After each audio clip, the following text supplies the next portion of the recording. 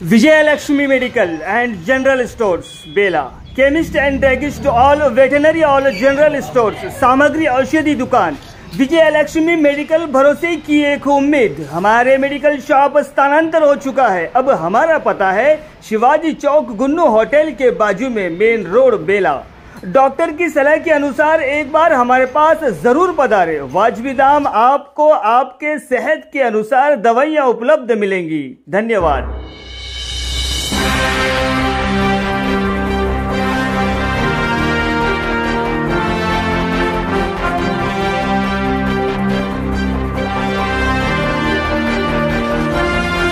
नमस्कार, माय माउली हिंदी समाचार में आपका स्वागत है और मैं हूं शेख इस्माइल। आदिलाबाद विधायक पायल शंकर ने कहा है कि 49 वार्डों की समस्याओं का समाधान किया जाएगा।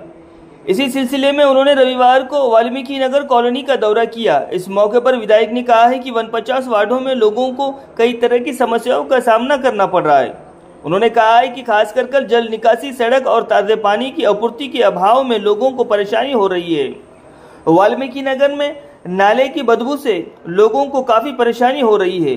वार्डों की समस्याओं को चरणबद्ध तरीके से समाधान करने का प्रयास किया जाएगा।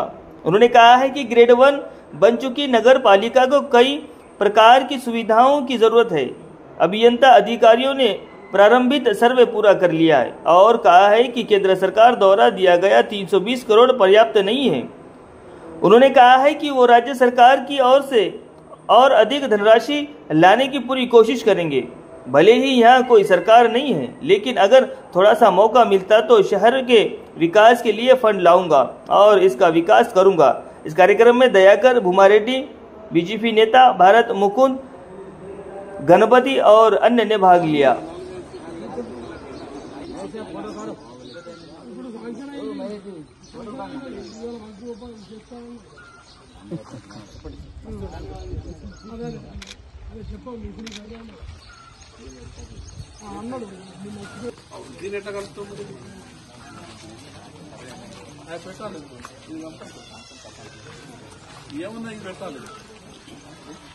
ఆదిలాబాద్ పట్టణంలో ఉన్నటువంటి 49 వార్డుల్లో అనేకమైనటువంటి సమస్యలు ఇప్పటికీ గ్రేడ్ 1 మున్సిపాలిటీగా మారిన తర్వాత కూడా డ్రైనేజ్ వ్యవస్థ లేక, రోడ్లు లేక, అదేవిధంగా ప్రజలకు సరిపడా మంచినీరు వ్యవస్థ కూడా సరఫరా లేక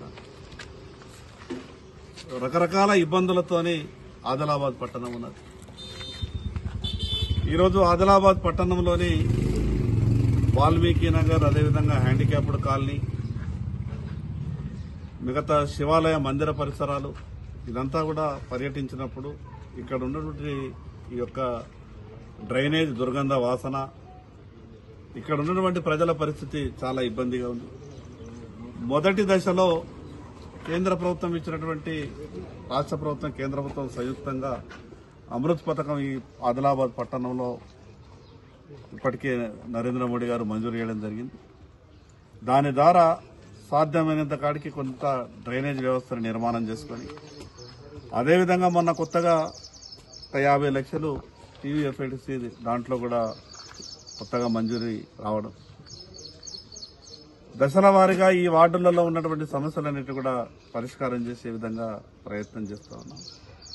గ్రేడ్ 1 మున్సిపాలిటీగా మారిన తర్వాత ఆదిలాబాద్ పట్టణానికి అనేకమైనటువంటి సౌకర్యాలు అవసరం. ఇప్పటికే ఇంజనీర్లు ప్రాథమికంగా సర్వేలు చేసి కొంత ఒక అంచనాకు వచ్చిన తర్వాత కూడా 320 కోట్ల రూపాయలతో అండర్ గ్రౌండ్ డ్రైనేజ్ సిస్టమ్, అదేవిధంగా మంచినీటి సరఫరా కొరకు ఈ డబ్బు కూడా ఇంకా సరిపోయేటటువంటి పరిస్థితి కనిపించలేదు. అవసరమైతే రాష్ట్ర స్థాయి అధికారుల సమావేశంలో కూడా ఈ విషయాన్ని చర్చకు తీసుకొచ్చి ఇంకా మరింత కొంత డబ్బుని అదనంగా ఇక్కడ ఆదిలాబాద్ పట్టణానికి మంజూరీ తీసుకొచ్చే విధంగా నా వంతు ప్రయత్నం చేస్తాను. సరే, ప్రభుత్వం ఇక్కడ లేనప్పటికీ, రకరకాల ఇబ్బందులు ఉన్నప్పటికీ, నాకెక్కడ ఏ అవకాశం వచ్చినా కూడా ఆదిలాబాద్ అభివృద్ధికి ప్రత్యేకమైనటువంటి చొరవలు తీసుకునేటువంటి ప్రయత్నం చేస్తా ఉన్నాను. ఈ ఆదిలాబాద్ ఉన్నటువంటి కాలనీలు రేపు, ఈ రోజు ఉన్నటువంటి గ్రేడ్ 1 మున్సిపాలిటీ రేపు కార్పొరేషన్ గా మారేటటువంటి అవకాశం కూడా ఉన్నది. కానీ ఇక్కడ ఉన్నటువంటి ప్రజల అవసరాలు, ప్రజలకు ఉన్నటువంటి ఇబ్బందులు తొలగించాలి. దశల వారీగా ఈ ఆదిలాబాద్కు కావాల్సిన అభివృద్ధి కార్యక్రమాలన్నీ కూడా దశల వారీగా పూర్తి చేసే ప్రయత్నం చేస్తాం.